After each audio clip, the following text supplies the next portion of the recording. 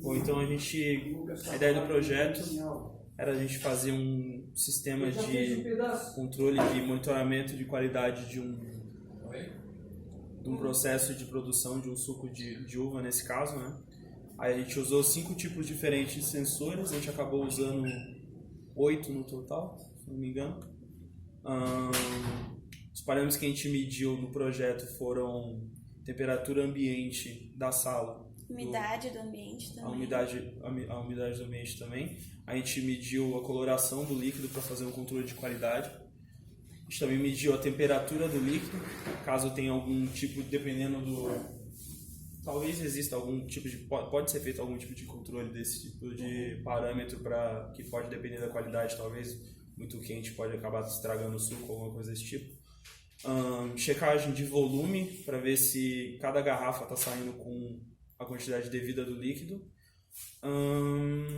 Mais alguma coisa? Bom, aí a gente imaginou como se fosse a garrafa vindo de lá, passa por aqui e volta. Se tá tudo ok, ela vai para o comércio. Aí a gente fazia umas... Ok, tá. Eu vou começar aqui. Aí a gente fez primeiro que, quando ele estiver no estágio inicial, quando ele vai fazer cada uma das garrafas, ele começa mostrando a umidade do ambiente e a temperatura. Isso. Então, nesse caso, a gente tem uma umidade de 88,7% na sala e uma temperatura de 18 graus. Aí ele vai passar para o primeiro sensor ali, que vai medir o primeiro parâmetro, que é a coloração. Aí ativa esse sensor aqui, e aí se ele apitar é porque está numa coloração diferente. A gente estabeleceu ali uma margem, acho que de 10%. Eu coloquei 15%. 15%, porque o sensor não tem a precisão tão boa. E também muda muito com a luz do ambiente. Exato. Aí ali na tela ele mostra se estiver identificando o objeto corretamente. Põe a mão ali só para bloquear.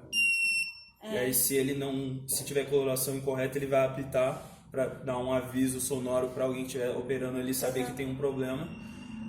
Outro detalhe também que é interessante só mencionar é que ele está fazendo, sempre que ele estiver num estágio ele faz a medida, mas como tem 3 sensores diferentes de presença, ele não consegue pegar. Caso eu, por exemplo, coloque a mão aqui, ele vai parar de fazer medidas até eu soltar. Então ele usa a verificação dos 3 para garantir que não vai ter mais de uma garrafa no processo.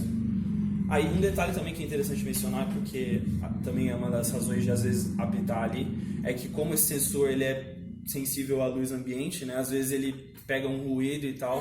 A mesma coisa vai acontecer no próximo estágio aqui, que é o de distância. Posso? Pode passar. Esse aqui é o mais chatinho. Acho que tá... Deu.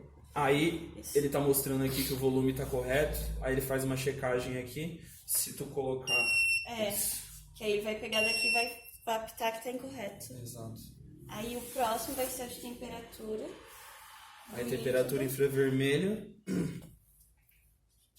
Okay. Aí ele tá mostrando 18,33, é bem parecido com o que a gente tinha visto antes também, né? Então o líquido tá a gente colocou um limite de 28 graus, se passar de 28 ele vai apitar falando que tá muito quente. Mas foi um exemplo, né? Eu não sei se eu consigo fazer agora, eu vou tentar. A gente esquenta muito.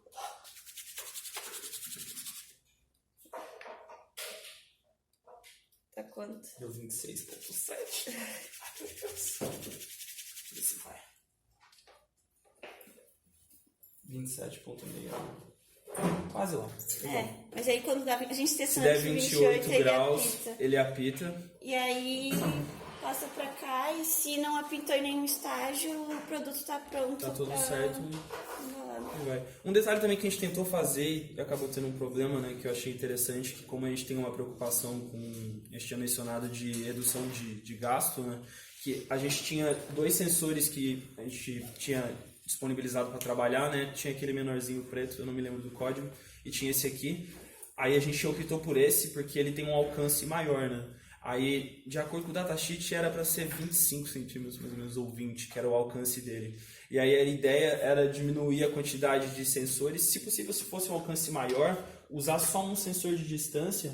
E aí como a gente fez a esteira não sendo retinha, mas basicamente meio circular, assim, que se tivesse essa transição entre os pontos, a gente ia precisar de um só sensor de presença se ele alcançasse até o outro lado.